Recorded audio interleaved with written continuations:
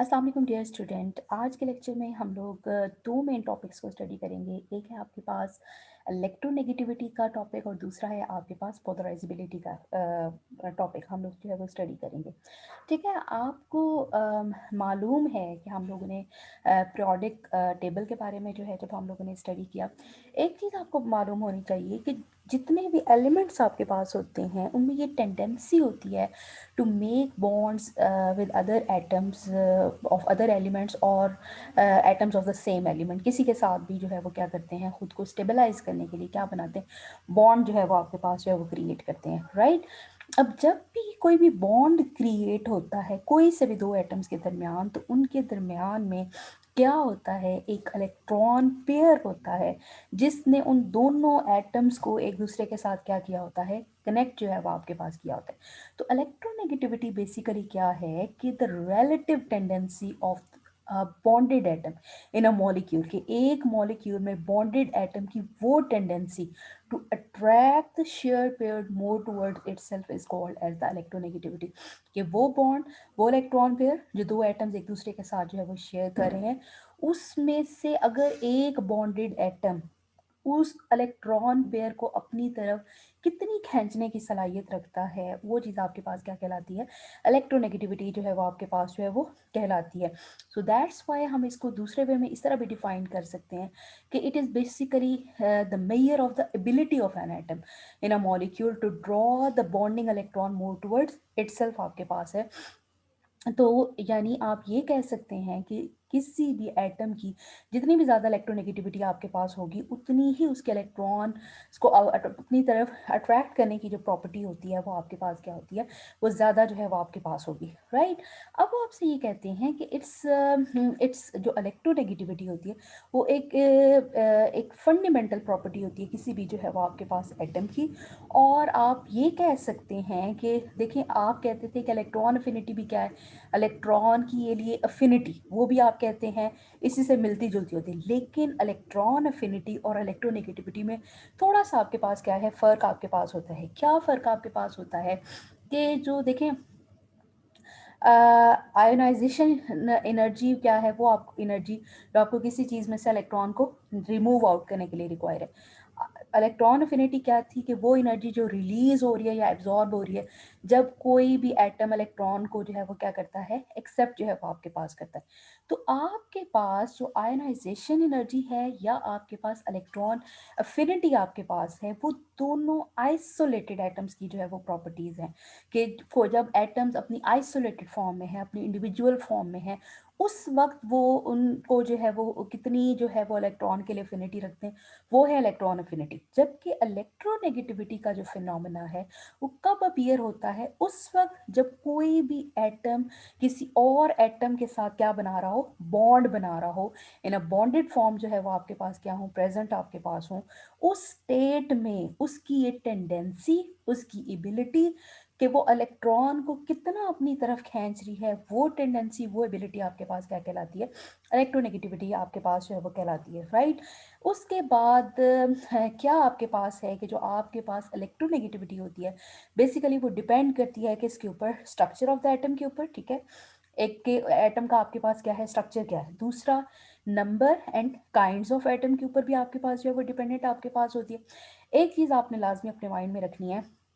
कि देखिए, जितना किसी चीज़ का साइज़ छोटा होगा, जितना एटम का साइज़ छोटा होगा, इट मीन्स कि उतना ही उसका जो न्यूक्लियस है वो आउटर या अपनी सराउंडिंग को ज़्यादा महसूस जो है वो आपके पास कर सकता है, राइट। इसीलिए जब आपके पास कोई एटम छोटा होगा तो क्या होगा कि उसका न्यूक्लियस चूंकि सराउंडिंग को ज़्यादा फील कर रहा है, इसलिए न्यूक्लियस के ऊपर पॉजिटिव चार्ज है और जो इलेक्ट्रॉन बॉन्डेड फॉर्म में भी प्रेजेंट है, ये shared pair of electron form में भी प्रेजेंट है, वो उनके ऊपर क्या है, नेगेटिव चार्ज है। तो जितना यानी पॉजिटिव जो है वो बाहर का एक्सपीरियंस ज़्यादा करेगा, उतना ही वो नेगेटिव को अपनी तरफ जो है वो अट्रैक्ट जो है वो आपके पास करेगा। तो इस चीज़ को आपने है कि जितना स्मॉलर साइज़ एटम होगा, उतनी ही उसकी इलेक्ट्रॉन को अपनी तरफ खींचने की टेंडेंसी ज़्यादा होगी। क्यों? क्योंकि उसमें शील्डिंग इफ़ेक्ट आपके पास कम होगा। वो उसको जो है वो इलेक्ट्रॉन अपनी सराउंडिंग में ज़्यादा महसूस होते हैं, इसलिए वो उनको अपनी तरफ जो है वो क्या कर लेता है, खींच लेता है। ठीक है? दूसरी क्या है कि वो ये कहते हैं कि जो आपके पास नियरली फिल्ड शेल्स आपके पास होते हैं, उनमें इलेक्ट्रोनेगेटिविटी क्या होती है, ज़्यादा आपके पास होती है। यही वजह है कि जब आप लोग मूव करते हैं from right side, from the left side of the periodic table towards the right side of the periodic table, तो आप देखते जाते हैं कि एटम्स का साइज क्या होता जाता है, छोटा होता जाता है। तो वैसे वैसे उनकी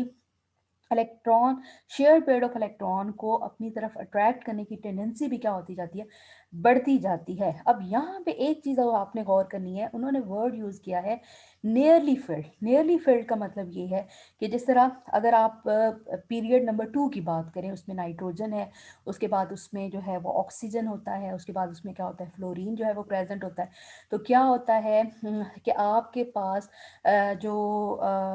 अगर हम फ्लोरीन नाइट्रोजन की बात करें, उसके पास 5 इलेक्ट्रॉन होते हैं, ऑक्सीजन के पास क्या होते हैं, 6 इलेक्ट्रॉन होते हैं, और फ्लोरीन के पास क्या होते हैं, 7 इलेक्ट्रॉन आपके पास पहले ही मौजूद होते हैं। उन सबको अपना ऑक्टेट कंप्लीट करने के लिए एक एक एक दो तीन इलेक्ट्रॉन की क्या होती है, ज़रूरत होती है। तो वो इलेक्ट्रॉन्स को ज़्यादा अपनी तरफ अट्रैक्ट करने की सलाहियत जो है वो आपके पास रखते हैं। अच्छा, मैंने आपको ये कहा कि उससे आगे आपके पास क्या होता है कि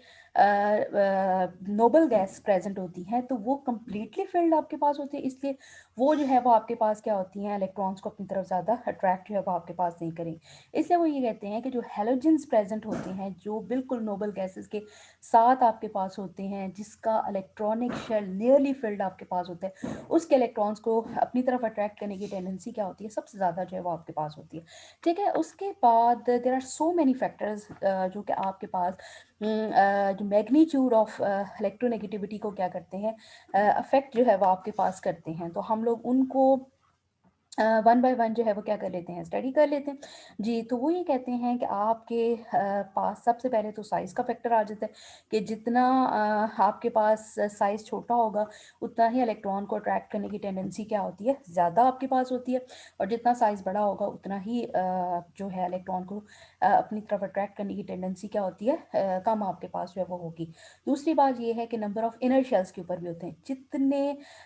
एटम में, अगर फ़र्ज़ करें एटम है, उसमें जितने इनर शेल्स आपके पास क्या होंगे, ज़्यादा आपके पास होंगे, उतना ही न्यूक्लियस क्या होगा, शील्डेड होगा। और अगर वो शील्डेड होगा, तो वो शेयर्ड पेयर ऑफ इलेक्ट्रॉन को अपनी तरफ अट्रैक्ट करने की टेंडेंसी भी क्या होगा, कम जो है वो आपके पास जो है वो रखेगा। तो इसलिए वो ये कहते हैं कि अगर हम हैलोजेंस की बात करें, तो हैलोजन में फ्लोरीन की इलेक्ट्रोनेगेटिविटी क्या होती है, सबसे ज़्यादा होती है। जैसे जैसे हम नीचे की तरफ मूव करते हैं, हमारे पास इलेक्ट्रोनेगेटिविटी कम होती जाती है, आयोडीन की कम होती है। रीज़न क्या है, number of inner shells increase हो गए, number of inner shells increase हुए, तो क्या हुआ, शील्डिंग बढ़ गई, शील्डिंग बढ़ गई, तो न्यूक्लियस का जो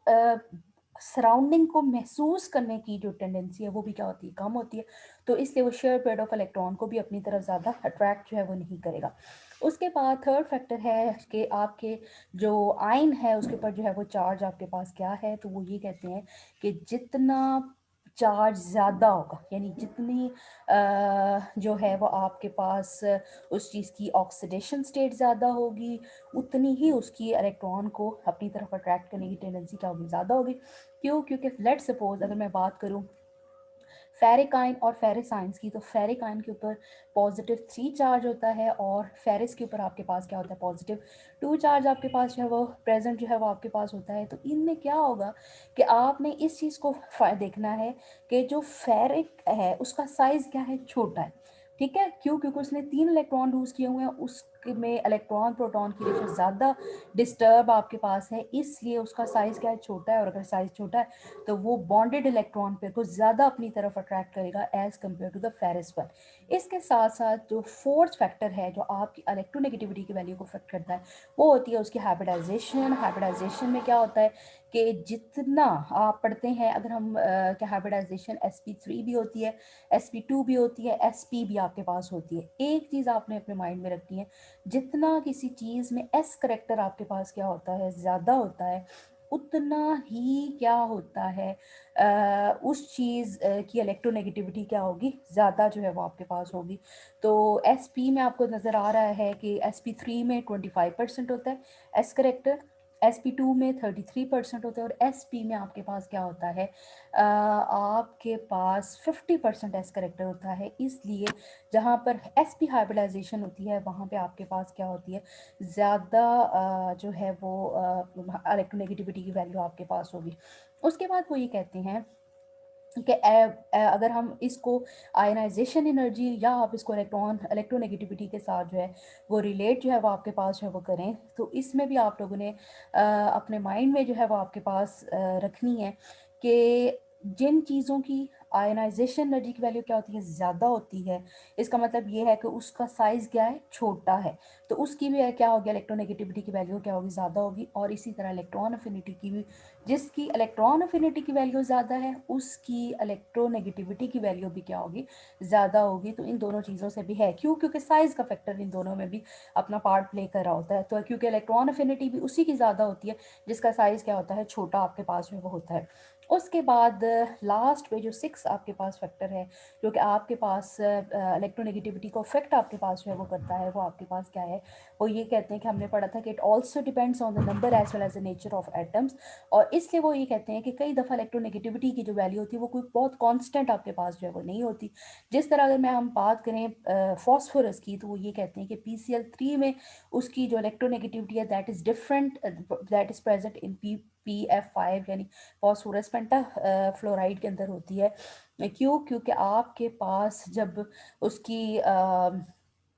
उसके साथ थोड़े एटम्स होंगे तो वो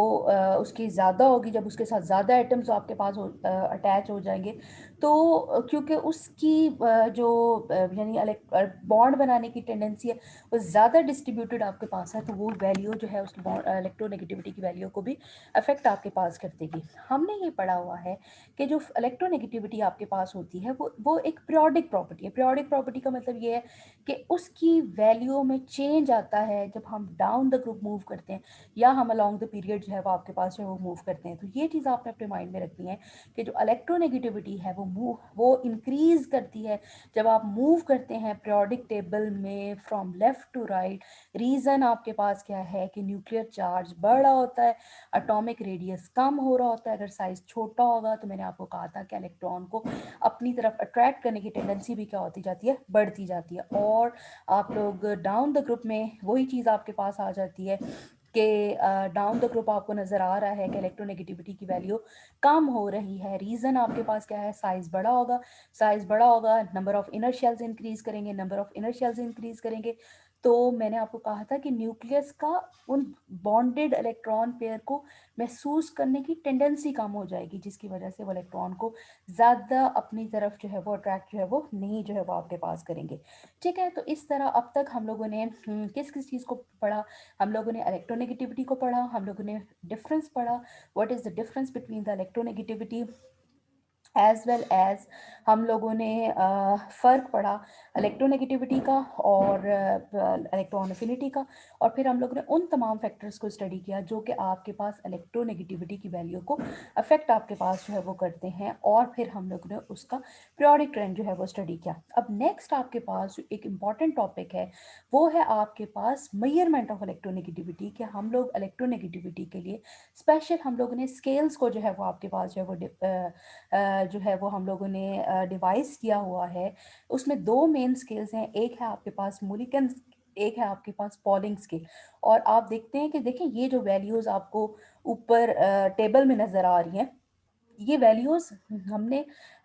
एक मतलब स्टैंडर्ड को मान के, और हम लोग ये देखते हैं कि किसी भी चीज़ की जो है वो इलेक्ट्रोनेगेटिविटी की वैल्यू किसकी कम है किसकी ज़्यादा है। तो आप इस पीरियोडिक टेबल में देखें तो सबसे ज़्यादा जो इलेक्ट्रोनेगेटिव एलिमेंट होता है वो फ्लोरीन आपके पास होता है। तो सबसे पहले हम ये देखते हैं, एक साइंटिस्ट था जिसका नाम क्या था, RS मुलिकन। उसने 1934 में फर्स्ट टाइम इलेक्ट्रोनेगेटिविटी का को फाइंड करने के के लिए एक फॉर्मूला दिया था। उसने कहा था कि आपके पास जो एक्स है, यानी आप एक्स किसको रिप्रेजेंट करें, इलेक्ट्रोनेगेटिविटी को,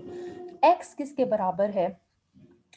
आयोनाइजेशन एनर्जी में से आपने किस चीज़ को माइनस करना है, इलेक्ट्रॉन अफिनिटी को जो है वो आपके पास है, और डिवाइड कर देना है उसको 2 से। यानी किसी भी एलिमेंट की देखें उसकी आयोनाइजेशन एनर्जी भी होगी, यानी उसको वो एनर्जी जो प्रोवाइड की जाती है उसमें से इलेक्ट्रॉन को स्नैच आउट करने के लिए वो भी होती है, और उसकी इलेक्ट्रॉन को एक्सेप्ट करने की टेंडेंसी, मतलब उसके लिए जितनी एनर्जी रिक्वायर होती है वो आपके पास होती है। तो आपके पास हर एलिमेंट एटम की आयनाइजेशन एनर्जी भी होती है और इलेक्ट्रॉन अफिनिटी भी होती है। तो आप अगर उसकी आयनाइजेशन एनर्जी की वैल्यू में से इलेक्ट्रॉन अफिनिटी की वैल्यू को माइनस कर दें और उसको 2 पे डिवाइड कर दें तो हमारे पास एक्स आ जाता है, यानी आपके पास इलेक्ट्रोनेगेटिविटी ऑफ एन एटम आपके पास है। लेकिन इसका सबसे बड़ा जो इसकी लिमिटेड यूटिलिटी थी वो इस वजह से थी कि आपके पास हमें बहुत सारे ऐसे एलिमेंट्स हैं जिनमें से जिनकी हमें इलेक्ट्रॉन अफिनिटी के बारे में इंफॉर्मेशन है। तो अगर आपके पास इलेक्ट्रॉन अफिनिटी नहीं होगी तो फिर हमारे लिए इलेक्ट्रोनेगेटिविटी को फाइंड आउट करना थोड़ा सा मुश्किल आपके पास होगा। दूसरा स्केल है आपके पास, पॉलिंग स्केल आपके पास है। अच्छा, पॉलिंग ने जब ये स्केल डिवाइस किया था उसने किस चीज़ को बेस बनाया था, उसने बेस बनाया था बॉन्ड एनर्जी को, जो है वो उसने जो है वो बेस बनाया था, और उसने ये कहा था कि एट बॉन्ड जो आपके पास जो बॉन्ड एनर्जी है उसका रिलेशनशिप है किसके साथ, electronegativity of the bonded atoms के साथ। ठीक है, उसने ये कहा था कि पॉलिंग ने डिफाइन किया था इलेक्ट्रोनेगेटिविटी डिफरेंस को फॉर टू डिसिमिलर एटम्स। ठीक है, क्योंकि इलेक्ट्रोनेगेटिविटी तो अराइज ही तब होती है जब दो डिफरेंट एटम्स आपके पास जो है वो एक दूसरे के साथ एटम, क्योंकि देखें दो सेम चीज़ें होंगी तो उनमें जो है वो इलेक्ट्रॉन फिर इक्वली शेयर्ड आपके पास होगा, उनके दरमियान इलेक्ट्रोनेगेटिविटी का कोई डिफरेंस जो है वो नहीं होगा। तो इलेक्ट्रोनेगेटिविटी तो अपीयर ही तब होती है जब दो एटम्स जो एक दूसरे के साथ बॉन्ड बना रहे हों वो एक दूसरे से क्या हो, टोटली क्या हो, डिसिमिलर आपके पास हो। तो उसने क्या किया था, उसने ये कहा था कि हम लोग अ, उसकी इलेक्ट्रोनेगेटिविटी डिफरेंस को फाइंड कर सकते हैं। किस तरह, बाय फाइंडिंग द डेविएशन, किस चीज़ की deviation, of the bond energy from the geometric mean of A and B bond energies जो है वो आपके पास है। यानी उसका इस बात का मतलब ये था कि अगर हम ये इस चीज़ के अंदर इंटरेस्टेड हैं that what is the electronegativity difference between the hydrogen and chlorine, ठीक है, क्योंकि हाइड्रोजन और क्लोरीन दो डिसिमिलर आपके पास एटम्स हैं, तो उसने ये कहा था कि इस को फाइंड करने का सबसे आसान तरीका ये है कि आप पहले दो उनके सिमिलर एटम्स लें, यानी हाइड्रोजन हाइड्रोजन और क्लोरीन क्लोरीन। आप ये देखें कि हाइड्रोजन हाइड्रोजन के बॉन्ड को ब्रेक करने के लिए और क्लोरीन क्लोरीन के बॉन्ड को ब्रेक करने के लिए कितनी एनर्जी रिक्वायर है, उन दोनों का आप सम ले लें तो हमें पता चल जाएगा कि हमारे पास एक HCl बॉन्ड की एनर्जी जो है वो आपके पास क्या है, कितनी जो है वो आपके पास है। ठीक है, तो इस चीज़ को उसका जो है वो आपने, यानी अगर आप ये इस चीज़, जिस मैंने आपको भी कहा ना, ए आप कोई भी आप एटम ले लें, जिस मैंने आप कहा, आप लेट सपोज करें यहाँ पे एच हम ले रहे हैं, बी आपके पास क्या है, मैंने यहाँ पे का बात कहा कि आप बेशक Cl ले लें, एफ ले लें, कोई भी आप ले लें, तो वो किसके बराबर होगा, यानी आपके पास जो bond energy between two dissimilar atom है वो किसके बराबर होती है। अगर आप लोग क्या ले लें, आप बॉन्ड एनर्जी एक पहले मतलब आप लें एक ही ले लें, यानी आप ऐसा बॉन्ड लें जिसमें हाइड्रोजन हाइड्रोजन के दरमियान इलेक्ट्रॉन की शेयरिंग है, और दूसरा आपके पास क्या है, बी का मतलब ये है कि लेट सपोज मैंने जिस तरह आपको कहा सी एल जो है वो आपके पास लिया, ठीक है, उन दोनों को आपने मल्टीप्लाई किया, उसका आप लोगों ने क्या ले लेना है, हाफ जो है वो आपके पास ले लें, तो आपको जो है वो पता चल जाएगा कि आपके पास जो बॉन्ड एनर्जी है उस वो मतलब कितनी आई, ये तो आपको पता चल गया। वो ये कहते हैं कि ये तो बॉन्ड एनर्जीज हैं जो कि आपने किस तरह कैलकुलेट की, आप लोगों ने उसको कैलकुलेट किया बाय यूजिंग द सिंपल जो है वो मीन मेथड, आप लोगों ने जो है वो उसको जो है वो फाइंड किया। जब आप रियल फाइंड करते हैं ना एनर्जी, बॉन्ड एनर्जी का difference between two dissimilar atoms, तो वो ये कहते हैं कि उसमें आपको अगर ये लग रहा है ना कि इस बॉन्ड को ब्रेक करने के लिए जो है वो आपको 300 किलो जॉल पर मोल ऑफ एनर्जी जो है की ज़रूरत पड़ेगी, अगर यानी आपने उसको उसका मीन निकाल के जो है आप लोगों ने फाइंड किया, लेकिन आपने जब रियल एनर्जी दी तो आपको ये पता चला कि इस बॉन्ड को तो ब्रेक करने के लिए मुझे 365 किलो जॉल पर मोल ऑफ एनर्जी जो है वो देनी पड़ी है। तो वो ये कहते हैं कि कि ये जो डिफरेंस आपके पास जो है वो आपके पास आ रहा है, वो किसकी वजह से होता है? वो उस बॉन्ड में मौजूद आयनिक करेक्टर की वजह से आपके पास होता है कि जितना आपके पास जो बॉन्ड है वो ज़्यादा पोलर होगा, जितना उनके दरमियान इलेक्ट्रोनेगेटिविटी का डिफरेंस क्या होगा, ज़्यादा होगा, उतना ही जो है वो आपके पास क्या होगा, आपके पास वो जो डेविएशन होगी वो आपके पास क्या होगी, ज़्यादा जो है वो आपके पास होगी। तो आप क्या करेंगे कि आप ई, ये तो आपने थ्योरेटिकली फाइंड किया, इसमें से इसको माइनस कर देंगे तो आपके पास ये आ जाएगी आयनिक रेजोनेंस एनर्जी जो है वो आपके पास आ जाएगी। ठीक है, तो इस तरह करके आप क्या कर सकते हैं कि आप कोई से भी दो एटम्स की इलेक्ट्रोनेगेटिविटी को फाइंड कर सकते हैं, एक्स ए माइनस एक्स बी। क्या आपने करना है कि जो आपके पास एनर्जी का डिफरेंस आया था उसको जो है 96.5 किलो जॉल पे डिवाइड करके उसका आप लोग हाफ जो है वो आपके पास जो है वो ले लें। तो उसने ये कहा था कि बॉन्ड एनर्जीज है, फिर आपने पहले दो सिमिलर एटम्स के दरमियान फाइंड किया, फिर जो है वो आपने जो है वो bond energy between two dissimilar atoms में से माइनस किया बॉन्ड एनर्जी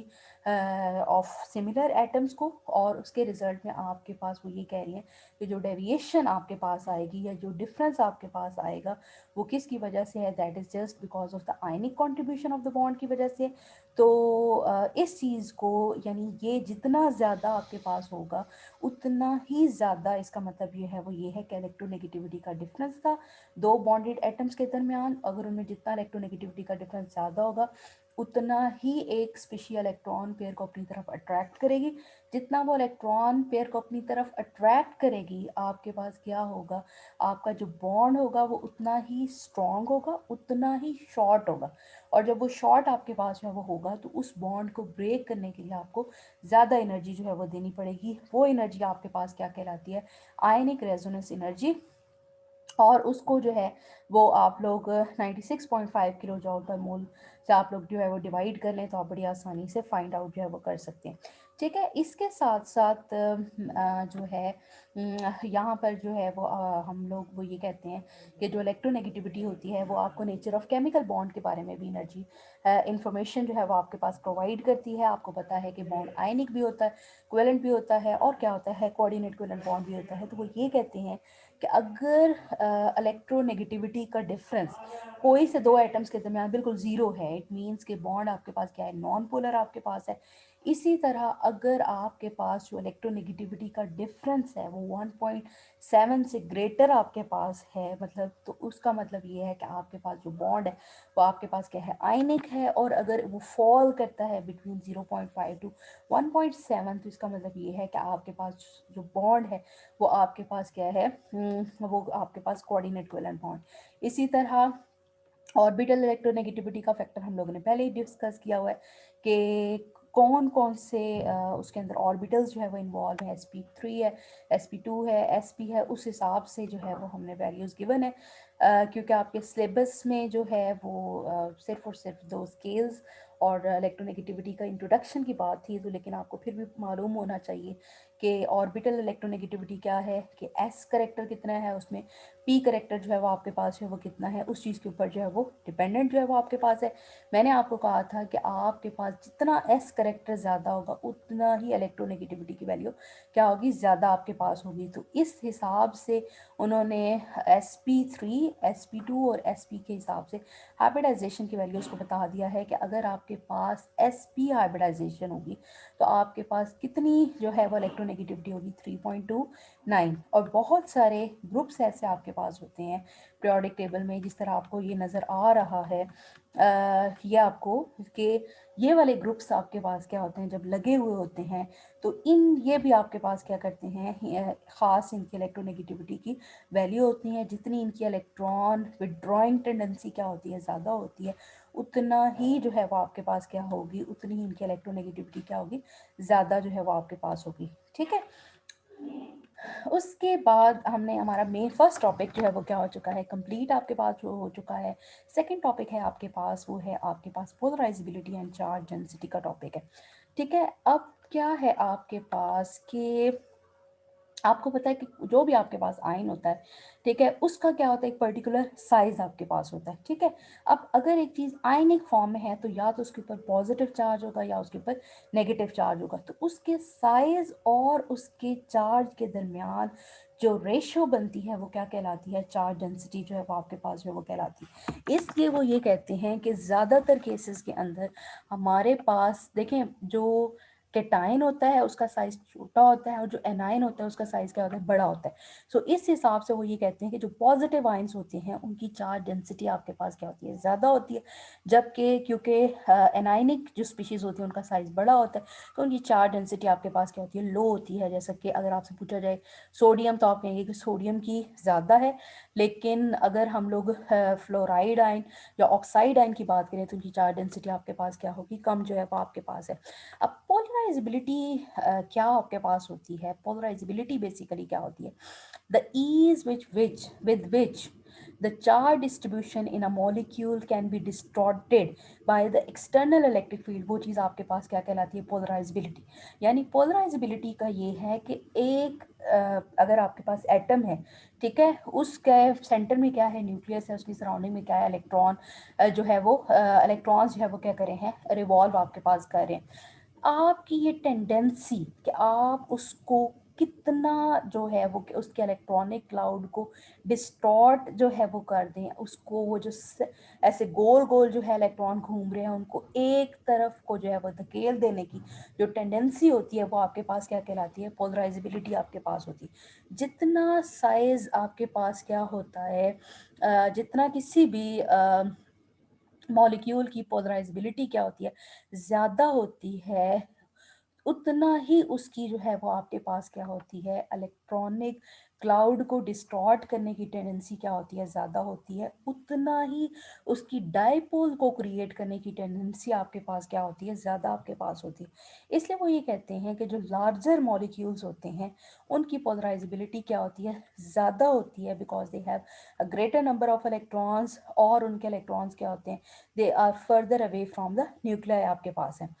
ठीक है। उसके बाद वो ये कहते हैं कि अगर अगर when a cation approaches an ion closely, कि आपका एक कैटाइन है, ठीक है, वो पहुंचा है किसकी तरफ, एक एनाइन की तरफ, ठीक है। अब आपको ये पता है कि जो कैटाइन है उसके ऊपर जो नेट पॉजिटिव चार्ज है वो क्या है, ज्यादा, ठीक है। अब उसके ऊपर जो नेट पॉजिटिव चार्ज है, आपको पता है कि जिस चीज़ के ऊपर पॉजिटिव चार्ज ग्रेटर होगा उसकी अट्रैक्शन किसकी तरफ होगी, electronic cloud of the A9 की तरफ आपके पास है। तो वो positive charge of on the cation जितना जो है एनाइन के इलेक्ट्रॉनिक क्लाउड को अपनी तरफ खींचने की टेंडेंसी जो है वो आपके पास रखेगा, जितना उसमें डिस्टॉर्शन जो है वो पैदा करेगा, वो चीज़ आपके पास जो है वो क्या कहलाती है, आपके पास वो चीज़ कहलाती है, उस चीज़ की पोलराइजेबिलिटी जो है वो आपके पास जो है वो कहलाती है, ठीक है। उसके बाद हमारे पास है वो ये कहते हैं कि अब दो इफेक्ट आपके पास हैं कि जो आपके पास जो कैटाइन था उसका जो पॉजिटिव चार्ज है वो इलेक्ट्रॉनिक क्लाउड ऑफ एनाइन को तो अपनी तरफ खींचता है, और जो उस एनाइन में मौजूद न्यूक्लियाई है उसको धकेलता है, उसको परे धकेलता है। क्यों? क्योंकि उसके ऊपर कौन सा चार्ज होगा, पॉजिटिव होगा, और कैटाइन का पॉजिटिव चार्ज, तो दो पॉजिटिव चीज़ें एक दूसरे को क्या करती हैं, रिपेल करती हैं। तो वो ये कहते हैं कि the combined effect of these two forces is that electronic cloud on the anion no longer remain symmetrical. यानी आप ये देखें कि अगर आप इस डायग्राम के ऊपर जो है वो गौर करें, this is the cation, this is the A9, मैंने कहा कि इस केटाइन के ऊपर क्या है, पॉजिटिव चार्ज आपके पास है। अब ये जो पॉजिटिव चार्ज है केटाइन के ऊपर वो क्या करेगा, वो इस एनाइन के इलेक्ट्रॉनिक क्लाउड को तो अपनी तरफ जो है वो खींचने की कोशिश करेगा, जबकि इस एनाइन में मौजूद न्यूक्लियस को वो परे की तरफ जो है वो धकेलेगा आपके पास है। तो जिसकी वजह से आपके पास क्या होगा कि एक डिस्टॉर्शन सी जो है वो क्रिएट हो जाएगी, और जिसमें और जितना जो है वो डिस्टॉर्शन आपके पास क्या होगी, ज़्यादा होगी, यानी जितना न्यूक्लियाई इस तरफ को होगा और आपके पास क्या है इलेक्ट्रॉनिक क्लाउड जो है वो इस तरफ को आपके पास होगा, इसका मतलब ये है कि उतनी ही आपकी कैटायन की इलेक्ट्रॉन को अट्रैक्ट करने की टेंडेंसी आपके पास क्या थी, ज़्यादा जो है वो आपके पास जो है वो आपके पास है। तो इस चीज़ को आप लोगों ने अपने माइंड में जो है वो आपके पास जो है वो रखता है। और इसी तरह वो ये कहते हैं कि जो कैटायन है that is also polarized by the anion, लेकिन चूंकि जो है वो कैटायन का साइज आपके पास जो है वो ज़्यादा छोटा आपके पास होता है as compare to the size of anion, so cation भी होगा पोलराइज्ड, लेकिन क्या होगा कि एनाइन की निस्बत वो क्या होगा, कम होगा। क्यों? क्योंकि जिस चीज़ का साइज छोटा होगा उसमें डिस्टॉर्शन कम होगी, क्योंकि उसका न्यूक्लियाई कभी भी ये नहीं चाहेगा कि जो है मेरे अंदर डिस्टॉर्शन हो, मेरा पॉजिटिव, मेरा इलेक्ट्रॉनिक क्लाउड एक तरफ को हो जाए, मेरा न्यूक्लियाई एक तरफ को जो है वो आपके पास हो जाए। इसलिए वो ये कहते हैं कि जो कैटायंस होती हैं उनकी पोलराइजिंग पावर आपके पास क्या होती है, ज़्यादा जो है वो आपके पास होती है। तो इस चीज़ को लाजमी आपने अपने माइंड में रखना है। अब एक जो फेजन्स था वो एक साइंटिस्ट था जिसने एक अफेक्ट देखा था किस चीज़ का, स्मॉल हाईली चार्ज कैटाइंस का, किसके ऊपर, ऑन द एनाइंस के आपके पास है। उसने ये कहा था कि जो एनाइंस होते हैं they are large and soft. दो बातें उसने कही थी कि एक तो एनाइन बड़े होते हैं, दूसरे वो क्या होते हैं, सॉफ्ट होते हैं, यानी उनके इलेक्ट्रॉनिक क्लाउड को डिस्टॉर्ट करना हमारे लिए क्या होता है, ज़्यादा आसान आपके पास जो है वो होता है। जबकि इसलिए जो कैटायंस होते हैं उनकी डिस्टॉर्शन को क्रिएट करने की एबिलिटी क्या होती है, ज़्यादा जो है वो आपके पास होती है। सो इस चीज़ को बेस बनाकर उसने ये कहा था कि following are the rules on which the magnitude of polarizing power of a cation जो है वो डिपेंड कर रही होती है। कि देखिए कैटाइन एक तो नहीं है, आपके पास मोनो पॉजिटिव आयन भी होते हैं, डाई पॉजिटिव भी होते हैं, ट्राई पॉजिटिव भी आपके पास होते हैं। तो वो ये कहते हैं कि किसी भी जो कैटायन की पोलराइजिंग पावर है वो डिपेंड करती है कुछ फैक्टर्स के ऊपर। एक तो करती है किसके ऊपर, कि जितना आपके पास कैटायन का साइज छोटा होगा और उसके ऊपर जो चार्ज है वो क्या होगा, ज़्यादा होगा, उतनी ही उसकी पोलराइजिंग पावर क्या होगी, ज़्यादा जो है वो आपके पास होगी। ठीक है, इसी तरह उसने ये कहा था कि आपके पास ऐसे कैटाइंस जिनके अंदर जो है वो आपके पास ये वाली कॉन्फ़िगरेशन जो है वो प्रेजेंट आपके पास होती है, उनकी पोलराइजिंग पावर क्या होती है, ज़्यादा होती है than the cation with 8 electron valence shell के निस्बत। यानी उसने ये कहा था कि आपके पास जो डी ब्लॉक के आपके पास आइंस होते हैं उनकी जो है वो एबिलिटी क्या होती है, ज़्यादा होती है पोलराइज करने की, एज़ कम्पेयर टू जो आपके पास बाकी कैटाइनिक है, यानी आपके पास ग्रुप 1, 2 या 3 के एलिमेंट्स है उनकी निस्बत आपके पास। ठीक है, इसके साथ साथ दूसरी आपके पास क्या है कि जितना एनाइन का साइज जो है वो बड़ा होगा, तो जितना उसका साइज जो है वो आपके पास जी, तो दूसरा फैक्टर आपके पास क्या था कि आपके पास जो एनाइन होगा उसका साइज़ जितना जो है वो आपके पास क्या होगा, बड़ा होगा। ठीक है, उतनी ही जो है वो क्या होगा, आसानी से जो है वो क्या हो जाएगी, उसका इलेक्ट्रॉनिक क्लाउड जो है वो क्या हो जाएगा, डिस्टॉर्ट जो है वो आपके पास हो जाएगा। ठीक है, उसके बाद वो ये कहते हैं कि अगर हम लोग पीरियोडिक ट्रेंड्स की बात जो है वो करें, यानी हम मूव करें from left to right side of the periodic table, तो कैटाइन का साइज़ क्या होता जाता है, छोटा होता जाता है। साइज़ छोटा होगा लेकिन पॉजिटिव चार्ज या न्यूक्लियर चार्ज उसका क्या होता रहता है, इंक्रीज आपके पास होता रहता है। इसी वजह से हम लोग जब मूव करते हैं फ्रॉम लेफ्ट टू राइट, तो हमारे पास जो पोलराइजिंग पावर ऑफ कैटाइन है वो क्या होती जाती है, इंक्रीज होती जाती है। यानी अगर हम लोग ग्रुप 3 पीरियड 3 की बात करते हैं, पहले उसमें सोडियम होता है, फिर मैग्नीशियम होता है, फिर एल्यूमिनियम आपके पास है। ठीक है, अब सोडियम का साइज बड़ा है मैग्नीशियम से, मैग्नीशियम का साइज जो है बड़ा है किससे, एल्यूमिनियम। तो इन तीनों में से देखा जाए कि कौन क्लोराइड आयन को ज़्यादा पोलराइज जो है वो आपके पास करेगा, तो वो क्या आपके पास होता है, वो आपके पास हो रहा है ये एल्यूमिनियम सबसे ज़्यादा है, क्योंकि एल्यूमिनियम का साइज़ क्या है, सबसे ज़्यादा छोटा है। ठीक है, अगर हम इसकी चार्ज डेंसिटी को देखेंगे, यानी ratio of the size of the ion to the charge, तो वो भी आपके पास क्या है, ज़्यादा जो है वो आपके पास है। तो इस चीज़ को आपने अपने क्या करना है, अपने माइंड में जो है वो आपके पास रखना है। सो इस हिसाब से एल्यूमिनियम जो है वो ज़्यादा पोलराइजेबिलिटी कॉज करेगा, जबकि अगर हम लोग डाउन द ग्रुप मूव करेंगे तो हमारे पास क्या होगा, कैटाइन का साइज़ क्या होता जाता है, बड़ा होता जाता है। और अगर हमारा कैटाइन का साइज़ जो है वो आपके पास क्या होता जाएगा, बड़ा होता जाएगा, तो क्या होगा कि जो चार्ज डेंसिटी है वो क्या होती जाती है, कम जो है वो आपके पास होती जाती है, साइज बड़ा। तो इसलिए हम कहेंगे down the group polarizing power क्या होती जाती है, कम जो है वो होती जाती है। क्यों? क्योंकि जो उसका देखें, इलेक्ट्रॉनिक क्लाउड की डिस्टॉर्शन को क्रिएट करने के लिए ज़रूरी है कि जो पॉजिटिव चार्ज है वो क्या हो, वो छोटा, वो उसका साइज जो है वो आपके पास छोटा हो, न्यूक्लियस का होल्ड क्या हो, ज़्यादा जो है वो आपके पास है। तो यही वजह है कि अगर हम लोग अगर ग्रुप 2 के एलिमेंट्स की बात करें, बेरिलियम है, मैग्नीशियम है, कैल्शियम है, स्ट्रोंशियम है, बेरियम है, इनमें से अगर आपसे पूछा जाए कि कौन ज़्यादा क्लोराइड आयन को पोलराइज करेगा, उसके इलेक्ट्रॉनिक क्लाउड को डिस्टॉर्शन करेगा, तो जिसका साइज़ छोटा होगा वही जो है सबसे ज़्यादा डिस्टॉर्शन जो है वो करेगा। और डाउन द ग्रुप जो है वो साइज़ बढ़ा है, जिसकी वजह से पोलराइजिंग पावर क्या होती जाती है, कम होती जाती है। जबकि अगर हम लोग पीरियड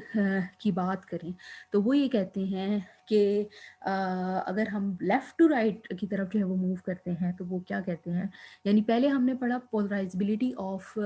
कि हमने सबसे पहले पोलराइजिंग पावर ऑफ कैटाइंस की बात जो है वो की, कि पोलराइजिंग पावर ऑफ जो कैटाइंस है वो अलोंग द पीरियड इंक्रीज करता है, डाउन द ग्रुप क्या करता है, डिक्रीज करता है। अब हम किस चीज़ को डिस्कस करें, now we will discuss the polarizability of anions को जो है वो देखेंगे और उसके पीरियोडिक ट्रेंड को हम लोग जो है वो चेक करेंगे। तो जी, तो उसके बाद हम लोग देख रहे थे पोलराइजेबिलिटी ऑफ एनाइंस की, कि एनाइन की पोलराइज करने की टेंडेंसी टू द कैटाइन वो भी आपके पास कैसे होती है। वो ये कहते हैं कि जब हम लोग मूव करते हैं from left right side to the right side in the period, तो हमारे पास negative charge on the anion जो है वो भी डिक्रीज कर रहा होता है और साइज भी जो है वो डिक्रीज कर रहा होता है। कैसे? कि अगर हम लोग जो है पीरियड नंबर 2 के एनाइंस की बात करें, जिसमें कार्बन है, आगे नाइट्रोजन है, ऑक्सीजन है और आपके पास क्या है, फ्लोरीन है, ठीक है। इसके ऊपर 4 नेगेटिव होता है, इसके ऊपर क्या होता है 3 नेगेटिव होता है, इसके ऊपर क्या होता है 2 नेगेटिव होता है, और फ्लोराइड के ऊपर क्या होता है मतलब -1 जो है वो आपके पास चार्ज होता है, ठीक है। तो नेगेटिव चार्ज भी कम हो रहा है और साथ साथ आपके पास क्या है, साइज भी आपके पास जो है वो डिक्रीज आपके पास हो रहा है। इसीलिए आपके पास क्या है, वो ये कहते हैं कि both these factor decreases the polarizability of the anion by a given cations from left to right in a period। यानी अगर आपसे पूछा जाए कि इन चारों में से जो है वो आपके पास क्या है, कौन सा एनाइन जो है वो ज़्यादा जो है पोलराइजेबिलिटी कॉज करेगा किसकी, किसी भी जो है वो कैटाइन की, तो वो ये कहते हैं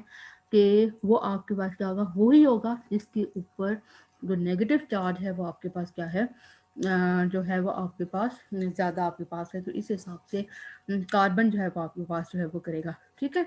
इसी तरह वो ये कहते हैं कि अगर आप ग्रुप की बात करें तो on descending down the group आपके पास क्या है, the magnitude of the negative charge on the A9 remains the same, ठीक है। उस केस में आपके पास क्या होगा कि उस केस में आपके पास जो साइज का फैक्टर होगा वो डोमिनेट, यानी अगर हम हैलोजेंस की बात करें,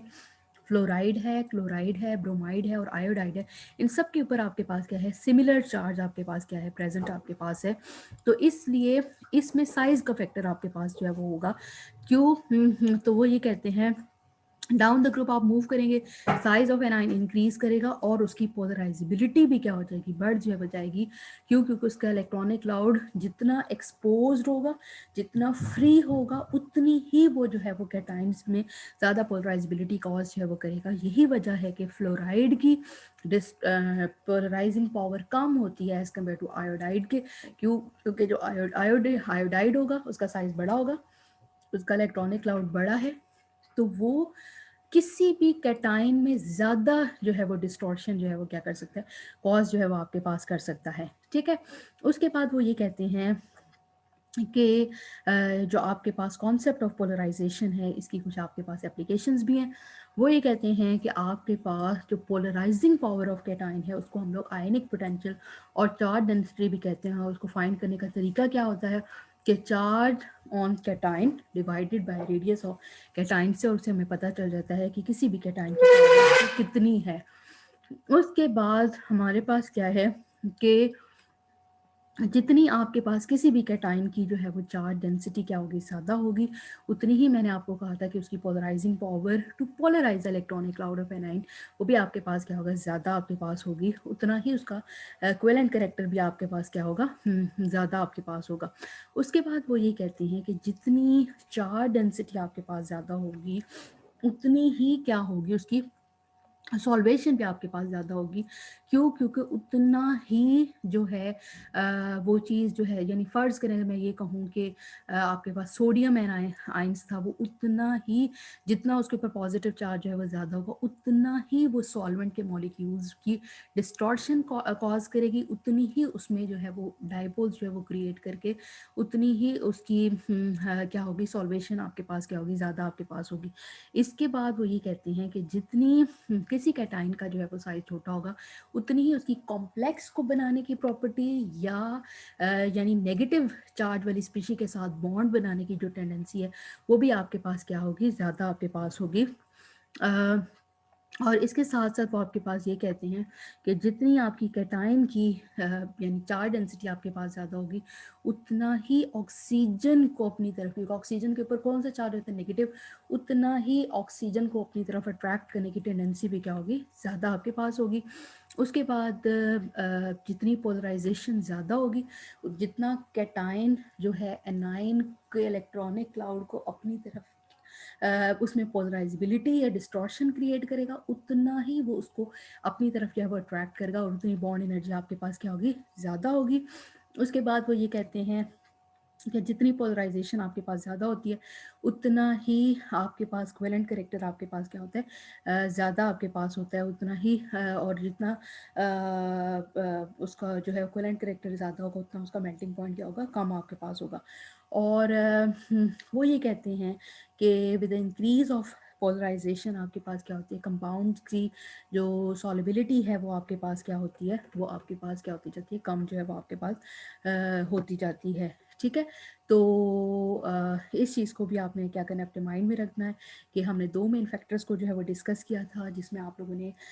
डिस्कस किया है हमने इलेक्ट्रोनेगेटिविटी को, और इसके साथ साथ हमने लोगों ने पोलराइजेशन को डिस्कस जो है वो किया। आपने ये देखा कि कैटाइन की पोलराइजिंग पावर क्या होती है या आपके पास क्या होती है एनाइन की पोलराइजिंग पावर जो है वो क्या होती है, और कौन कौन से फैक्टर्स हैं जिसके ऊपर आपके पास पोलराइजिंग पावर जो है या इलेक्ट्रोनेगेटिविटी जो है वो क्या करती है, डिपेंडेंट जो है वो आपके पास करती है। तो यह आज का जो है वो लेक्चर था।